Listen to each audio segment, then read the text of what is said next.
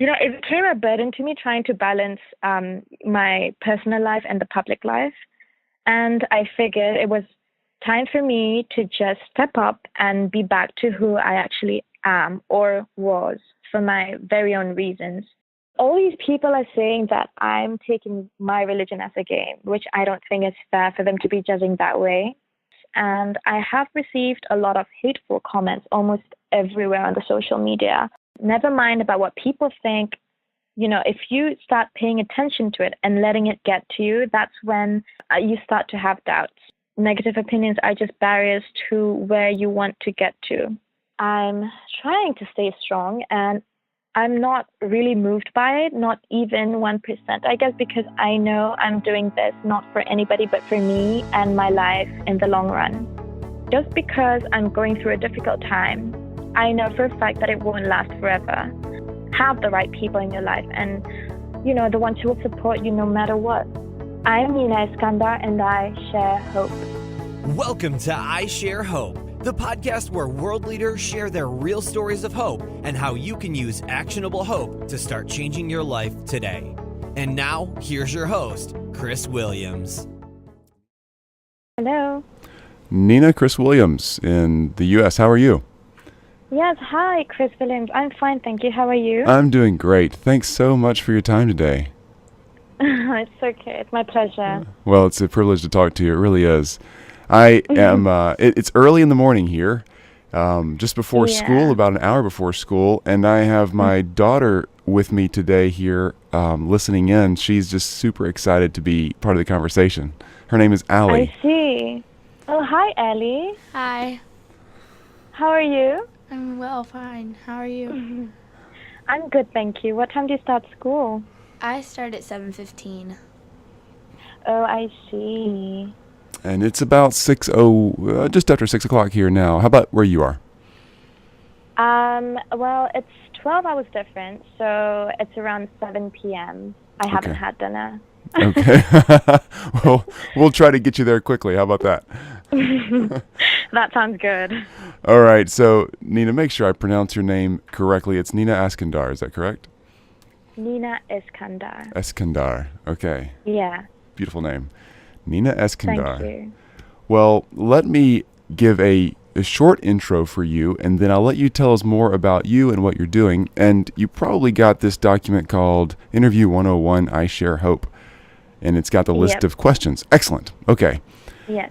So what I'll do is I'll give a quick intro, and I follow that script pretty well, pretty tightly, question 1 through 5, and then you'll notice at right after question 5, I'll ask how we can contact you. That'd be Facebook, social media, all those sorts of things. And then I'll kind of step away from the traditional interview. We'll cut this portion out where that quote section is, and that's where we get a quote from you about your name and I Share Hope, or some quote that we can start the episode with. And then after that, I might have a list of random questions. Just, people love the details of what you just said, and what did you mean by that? And I'll ask more questions at that point if we have any. Okay. Sure. All right. Very good. Well, Nina Iskandar, I am thrilled to have you today here on I Share Hope, sharing hope with so many people around the world. You've risen to stardom in Malaysia and in Brunei, where you're from, and I'm sure in many other places. I know who you are, and I'm all the way across the globe. You're starring in movies, TV shows, and so many other media places. It's really fun to watch your career move forward. You're truly a movie star. It's a privilege to talk to you. Thank you for being here. Tell us more about what you're doing now on stage, and what are you doing just in life? What's going on? Okay. To be honest with you, as I'm speaking to you right now, I'm on a break. I've been on a break since January, and I'm going back to Malaysia next month because I have another project, and also a capsule for Watson's Malaysia. Wow. So I'm just taking a break and enjoying every moment of it because I'm in my comfort zone in Brunei. Well, for the past few months, I haven't really done anything, but you deserve a break. Yes, I do deserve a break, I think. Well, last month, a new drama was aired on TV3. It's some channel, a Malaysian channel. It's quite big. So that was around 21 episodes, but that just finished. And last year I did about 4 movies in a row. Wow. And a lot of dramas as well. I think I've done around 8 dramas for the whole 2.5 years I've been in the industry in Malaysia. So for me, although I think there may be a lot of other people doing better than me, but I think for me, coming from Brunei, I think that's still great. Oh, no, you're tremendous. No matter where you're from, you're tremendous. Thanks for sharing, honestly, your life and so much of you on set. It's incredible what you do in your career, in your occupation, your profession, that really brings a lot of story and emotion and heart and patterns for people, and it's really great. Thank you. Yes, thank you.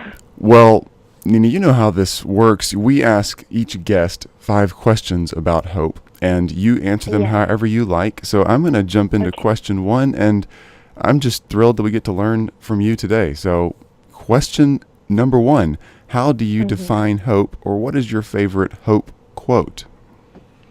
Okay, I consider myself as a quote junkie. I like to search for quotes and whatever that's relevant to my life. So the one hope quote that actually captured my attention would be, all it takes is one bloom of hope to make a spiritual garden. I think I swear by that by that quote, because I think it's one of the truest sayings, and it's the most relevant to to everything in life. So why is that? Because I feel like we need hope to live. Without hope, we wouldn't have been able to move on and go through life's obstacles. Because frankly, I think hope keeps us strong. It is a source of positivity and strength. That's my view on hope. That's beautiful. One bloom of hope is all it takes to grow a spiritual garden. And I probably didn't say it as eloquently as you did, but that's so true. And you're right, we can't live without it. That is true. Yes. Wow, love it. So based on that definition or that quote, who's given you the most hope in life? I would say a few people, but I would say my significant other has given me hope in so many ways. I've known him for almost 6 years, and I'm almost 24 now. So you can imagine the things that we have gone through while growing up together and trying to find ourselves. I'm still trying to find myself now, but he's helped me to open my mind to life as a whole. So, I'm prone to making silly decisions, and I've done a lot of mistakes as part of my growing, but I believe that if I hadn't met him, life would have been different. It would have been dull and boring. And in him, I find a hope.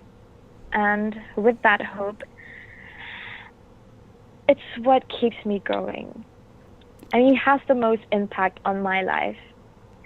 That's really wonderful. I sure hope he's getting to listen to this. Yeah, I hope he will. Anyway, besides him, I would say my mother, because the fact that she stuck by my side through thick and thin and through my happiest and most depressing moments. How can you not find hope in that, right? Yeah, you're right. Yeah. You're so right. It's a great example from both of those people, your significant other, as you call him, and your mom. I don't want to put any more labels on the relationships, but those two really are really great examples, and particularly in, you're very young, and I mean that respectfully in a good way. You've done a lot in your 23 plus years, almost 24. And that means a lot of growing and a lot of changing and going through different seasons of life, probably faster than most people do. And it can be pretty traumatic. Yeah, and I don't know, I feel like I've been going through so much for a 23-year-old living in Brunei. I bet you have. Well, let's talk more about any of those stories you'd like to. And question number 3, it's how have you used hope to make it through a difficult time in your life? Kind of take us back to a place and a time. Tell us the stories of what's going on and how you've used hope. Okay, how about I tell you a story of when I was 11 years old, and I'll tell you a story now. So I'm going to tell you 2 stories. Great.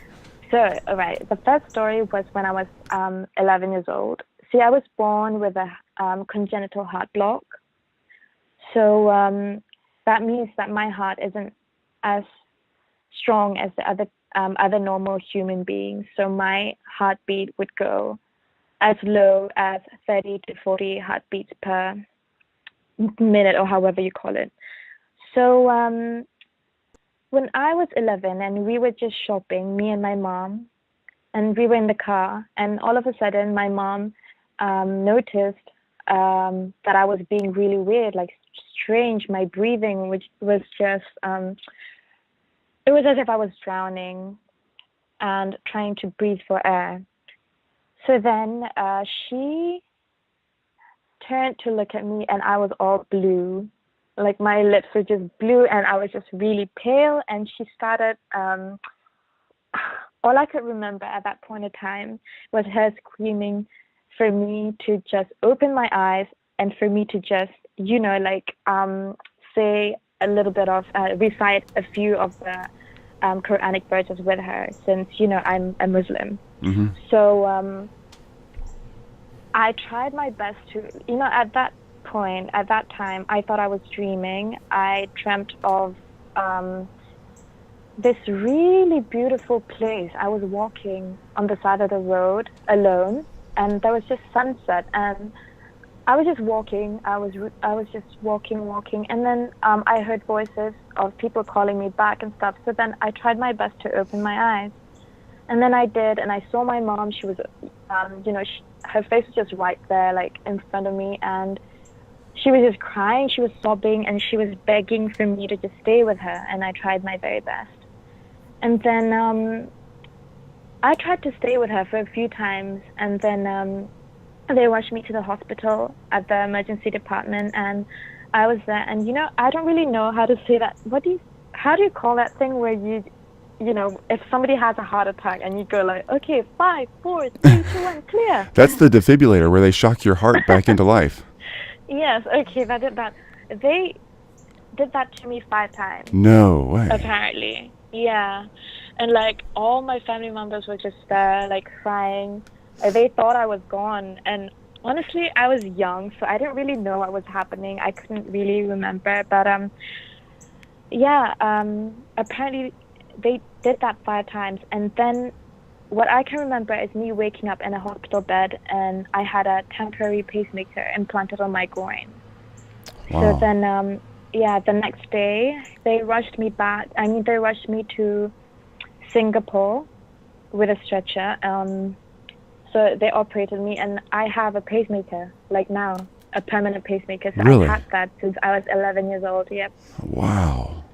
So, the doctor, not everybody knows that, so... So the doctor was telling me, since you're on pacemaker, you're different. You can't really do anything like the normal people do. You can't play basketball. You have to quit because that time I took swimming lessons. So that he's like, you have to quit your swimming lessons. You have to rest a lot. You have to quit your religious school and stuff, because I had religious classes like after my normal class in the morning. So they were like, you can't really do a lot of exercises and stuff. You can't go on the roller coaster. So that kind of bothered me. Like I was crying because I wanted my old life back. Like I just wanted to be normal. So when I didn't go to school for like a month plus because I was in Singapore. And when I came back, the people were making fun of me. They would call me names such as robot and stuff, like you're not even real and stuff, Wow. You have battery inside you, so you have metal inside you, you're not human being, you're not real, you're a robot. Like it got to me, like I will always come back from school and cry. And my parents would always make sure that I would be assured. I mean, my parents would always try to assure me that I was a special kid and I was different from everyone and I shouldn't be upset about something. So since then, like, I would always find, I said, there must be a reason why I'm still living. There must be, you know, God gave me a second chance to live. There has to be something out there, you know. So, yeah, here I am. I'm still trying to figure that one out, but life is good. Oh, no. I'm so glad you're still here. So even in, you're 11 or 12. I mean, that's the middle school range when everybody's kind of at this weird stage and everybody's insecure. And what a hard time to get ridiculed, and a great time to have support from mom around. Yeah. Tell me the other time. Yeah, go ahead. Okay, the other story, which is now. Yeah. Okay, as we are speaking right now, Chris, to be honest with you, I am going through a difficult time in my life. Oh, I'm sorry. There's a controversy going around in my country and in Malaysia, where I'm working at, about the whole issue of me and my image changing from being all covered up back to my previous free hair image. I mean, fine, I caused the whole thing, I created the controversy, but I guess I just thought that I wasn't ready to keep up with being all covered up and being somebody I actually am not for the public. I mean, I'm tired of having I'm tired of having to balance it's such a, how do I say this? You know, it became a burden to me trying to balance my personal life and the public life. And I figured it was time for me to just step up and be back to who I actually am or was for my very own reasons, which only me and maybe my family and, you know, God knows. Right. I mean, because all these people are saying that I'm taking my religion as a game, which I don't think is fair for them to be judging that way. But yeah, because I admit last year I rushed into it. I announced it to the public. I made it official that I would be covered up, not thinking it through though, whether I am genuinely ready by 100%.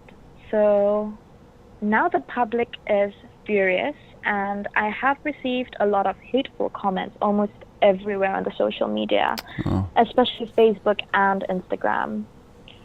But I'm trying to stay strong, and I'm not really moved by it, not even 1%. I guess because I know I'm doing this not for anybody but for me and my life in the long run. Yeah, I have my aims, Chris, and dreams which I have yet to achieve. I mean, I'm here wherever I am, but I feel like there are also a lot of things that I need to achieve. I wouldn't say that I have succeeded, nor have I failed. I just took a detour in my life, and I guess I'm just trying to get back on track. I mean, I have my beliefs, and it doesn't mean that I am a bad person. Do you think I'm a bad person? No, I don't. Okay, well, I don't think I'm a bad person as the public is now thinking I am, but honestly, I just had to rethink about everything in my life, my choices and what I do and stuff, and I don't expect anybody to understand, because I know there is one God, and I believe He's the most understanding and all-merciful. So just because I'm going through a difficult time, I know for a fact that it won't last forever. And I know what I want and where I want to be in my life. I have my ambitions, and that gives me hope to keep my chin up high, even though, through difficult times like these, you just gotta have the right people in your life, and, the ones who will support you no matter what. Well said. I'm so glad you're keeping your chin up. And I really do think that there are so many things that we learn as we grow. And some of these things, particularly those really personal beliefs, they have to come from within you, because nobody can be you and nobody can believe for you. You have to find those things, and you have to track those things down and wrestle with them yourself, and make them your own. True. Yeah. That's true. Which I'm doing now, like if I don't act on it now, then I'll always feel stuck. until whenever. Like, I feel like I'll always be miserable because they're not letting me live my life however I want it to. One thing, I'm not that much older than you, although I probably am really, but I sure don't want to think I am. I'm only 38, but I guess when I add it up, that's a decent amount older. But Allie's here with me, my daughter, and she's one of 5 of our children, and we tell them a lot to think and work hard. And I think you're thinking hard in that process of thinking about what you're doing and wrestling with it and having to go up against opposition. It really challenges what you're doing and strengthens where you'll end up. Yeah. That's great. That's true. Thank you for sharing both of those stories of what you're going through now and in the past, and how you're really gaining hope and strength from the people around you, even though some of the people around you in both stories are not very hopeful. Yeah. You still have the strength. Yeah. Question 4, Nina, how are you sharing hope today? What are you doing on a daily basis to share hope with other people? On a daily basis, if you want to know what I do, I don't really do anything, so I don't think I'm giving it up to anybody on a daily basis. I think you're doing more than you think you are. Well, I do, like nowadays, since I've been in Brunei, I've been posting a lot of all these foodie pictures of what I eat and stuff, so maybe that's giving hope for people to eat. Someone in your position, Nina, honestly, you've got so many people following what you're doing. Those fun little pictures, and I've looked at your Instagram and Facebook, and you have some beautiful pictures of food, by the way. You're really good at taking pictures of food. Some of those... you follow me? I didn't know that. I'm looking at... Actually, Allie and I are looking at your Instagram account right now. I see. Yeah. So... you doing those things brings smiles and energy and passion and so much to people's lives, because there is a lot of young women, I'm sure, who are watching what you're doing very closely. And even though it's just a dessert or just a meal that you're taking a picture of, there's still a lot more of you there that they can read about and know about. So congratulations. I hope so. All right, question 5 then. Tell me and Allie here with me, how can we grow in hope personally, or how can we start sharing hope with other people around us, either at her age, which is right around the same age that you were when you had that heart issue first spring up, or as an adult, how can I start sharing hope? What are some simple things I can do when she goes to school or when I go to work?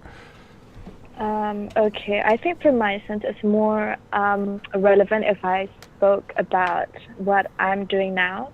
Sure. And how I'm giving hope to people. So being the first Bruneian to join the international, or frankly Malaysian industry, and making it to the big screen, surely I've inspired many other locals in my country. If there's one thing that you should know about the people in Brunei, they've got talent. But I mean, besides them having talent and stuff, but I don't think the showbiz is getting anywhere. So, because I feel like our showbiz industry is limited, to build a name and be recognized for your talent, you've got to just take the courage, spread your wings, and fly. The start of my journey, I've made it obvious to the public nothing is impossible. So first, you should really try to find deep within you what your passion is or what your dream is that you've always had. Second is just to believe in yourself and believe that you'll be there. But in order to be there, don't be afraid to do something that you've never done before. You have to step out of your comfort zone and work hard for it. Never mind about what people think. If you start paying attention to it and letting it get to you, that's when you start to have doubts. So you have to remember also that negative mindsets or negative opinions are just barriers to where you want to get to. We can also start to help people to grow in hope today by focusing on being the right person, if you get what I mean, by evoking the positive energy. I mean, this in a way will give hope to the others to be good as well. Mm-hmm. If you're good inside out, you'll never engage to cyberbullying. So with this, you'll attract the right people and would live in a positive environment. And I think that that's easier to pursue anything if you have the right environment and the right people around you. Mm-hmm. Yeah. Those are great steps and great points. So I'm going to roll back through those real quick. You're saying find that passion within you, really know what you're after and go after it, and then believe in yourself, believe that you can do it. And that's super important because so many of us are probably our own worst critics. We think it could be the outside, but it's really our self-talk that's saying, oh, I probably can't. Yeah. But then pursuing being that great person and being the encourager and being the one who's motivating yourself and others, you're right, it really does bring out the best in others and a lot of the quote-unquote cyberbullying that you may even be experiencing right now with your choices. You know, those things fade away, and if you keep being that positive person, the other positive people will continue to gather around you. And that's right, because I feel like energy is contagious, so you have to be careful of what you are. Yeah, and it's so important. I'm so glad you're saying this because there's so many younger people who look up to you, and social media right now is wonderful. We all have a lot of fun on it, but it's super important that we're careful with how we're treating people there, just like we do when we see them face to face, and honestly even more so because more people see it. Yeah, that's great, Nina. Wonderful. So people are watching you from all over the world. Anybody who's new Is it live right now? No, it's not live right now. Oh, I see. But people in a month or so, maybe 2 months, it's somewhere in that range.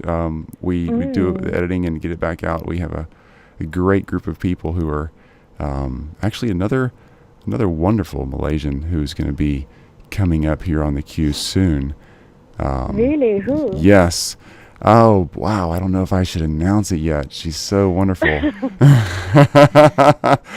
she same profession as I am, or? She's not the same profession as you. So let's go for this. It's Marina Matahir. She's there in Malaysia. I don't know if you know who she is. Oh, no, I don't. She is a wonderful... She sounds really interesting. She is. You'll love finding out more about her. She's a wonderful person there in Malaysia, and she's done an enormous amount of work for AIDS and healing people and giving a lot of prevention work. And in so many other communities, she's been very, very active.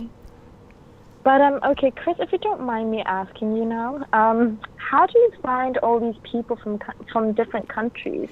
That's a great question, and I'm really glad you're asking all these questions because they're fun to answer and it gives people background as well. So what we're doing is a research project. This is originally a research project, not as much a podcast, but it's become part of that because it was worth sharing. We're asking 1,000 leaders around the world who are leaders in hope these 5 questions about hope and finding out what the world believes about hope and how they actually use hope to make their communities a better place.